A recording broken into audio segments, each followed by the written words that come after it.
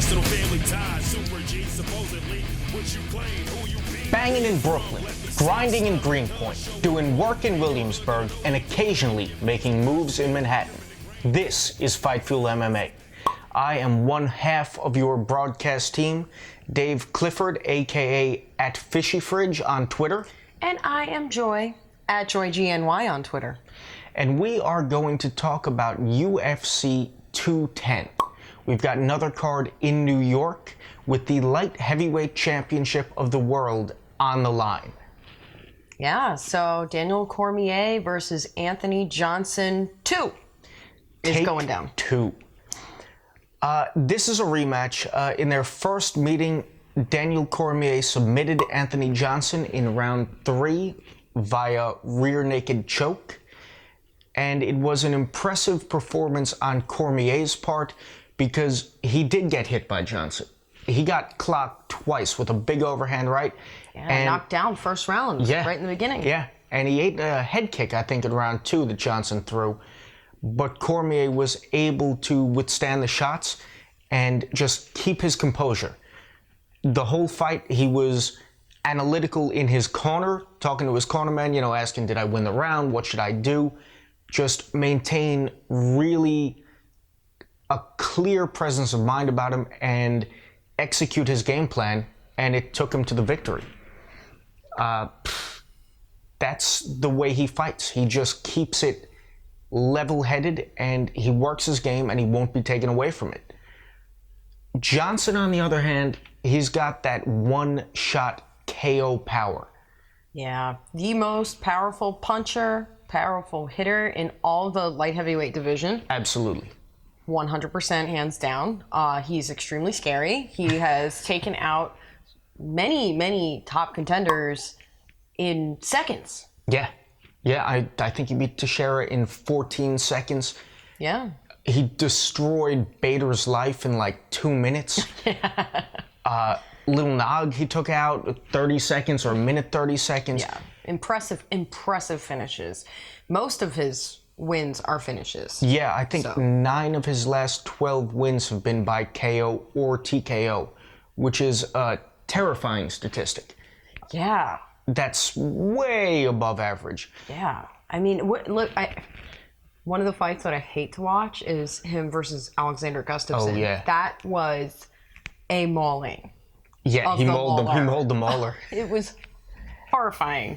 Just the way when Gustafsson was turtled, Johnson was throwing those uppercuts under his arm, just snapping his head back. There are very few men who can eat the shots that he throws and keep coming. Daniel Cormier is one of those men. Yeah, but he fought heavyweight for a while. It's a huge advantage to Cormier knowing that he's been in there with heavyweight strikers, high caliber heavyweight strikers. I mean, he beat some of the heaviest hitters. Yeah, he beat Big Country and just boxed him up, kickboxed him up. It's crazy. He knows that he can withstand the power. Cormier's key to victory in this fight is work his wrestling, embrace the grind. He's got to keep it close. He's got to take Johnson down, wear on him, sap his strength. Just like he did. Just like he did in the first fight. He doesn't have to do doesn't have to do anything different. Yeah. The pressure that he put on Rumble in their first fight was amazing. He completely, not only did he outclass him in the octagon as far as like his skill set, he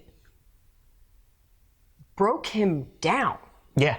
He broke him down, not physically, yes, but more so mentally. Like you saw him, you saw Rumble like kind of unravel under the pressure of DC, which was insane to see. Someone who can knock someone out in 14 seconds, cold, get broken down. He got like decompartmentalized.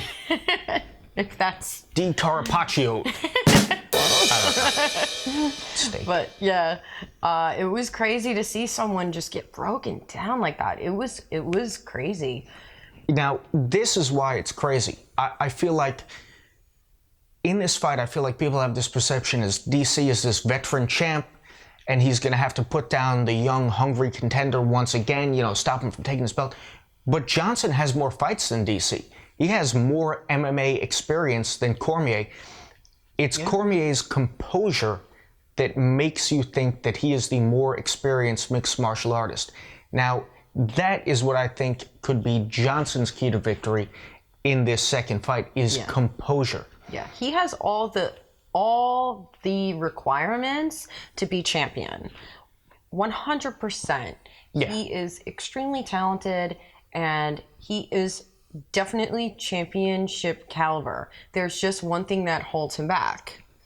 What you saw in the first fight was a fighter who feels like he must knock you out to win. Johnson was tense going in, and he always fights a little rigid, a little tense, but he was hyped, but he was tense. And every shot he threw, he wanted that shot to be the last shot of the fight. Now, here's the problem when you fight a guy who's got as good of a chin as Daniel Cormier. You might hit him with your best shot, and he might not go down. Yeah. I think for Johnson to win this fight, it sounds crazy, but I think he has to accept the possibility that he might lose this fight.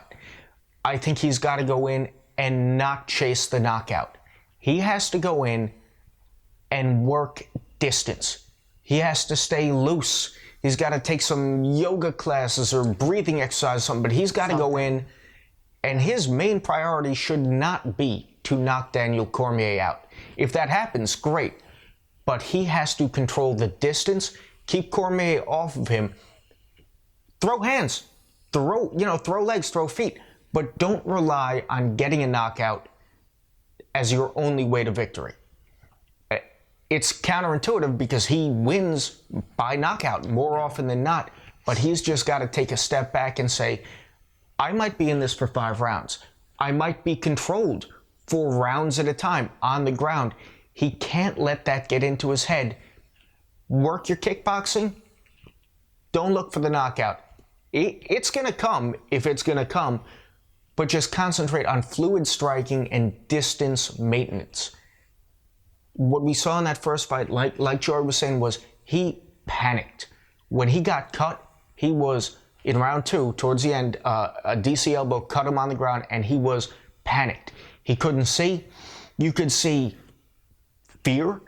You could see just crazy amounts of adrenaline. He was out of it when he went to his corner between the second and third rounds, and he didn't come back into it with the presence of mind to work his game plan. He has to chill. Just think of it, fight to fight. Don't even fight to win, just fight to fight. That's how he could win this fight. Yeah. I'm excited to see it. The one thing missing from this light heavyweight title bout is Jon Jones. He can't fight yet. He's still suspended. Comes back in June or July? Yeah. Or July. I'm pretty sure it's July. It's like right around his 30th birthday. I would rather see Jon Jones fight either one of these men for the title than see them fight each other again. I feel like everybody's waiting on Jones to come back, to come back to his division. Yeah. We don't get to see it yet, but that's the only thing missing from this fight. Yeah. Well, it's still going to be a great fight.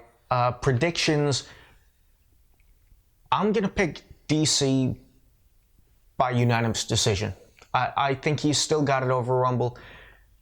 Physically, Rumble is a superior fighter, but I just think DC's stronger mentality will take him to another title defense. What do you think? I gotta go with DC. Yeah.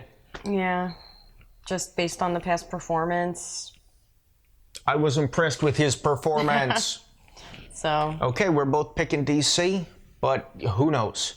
I guess we'll find out April 8th.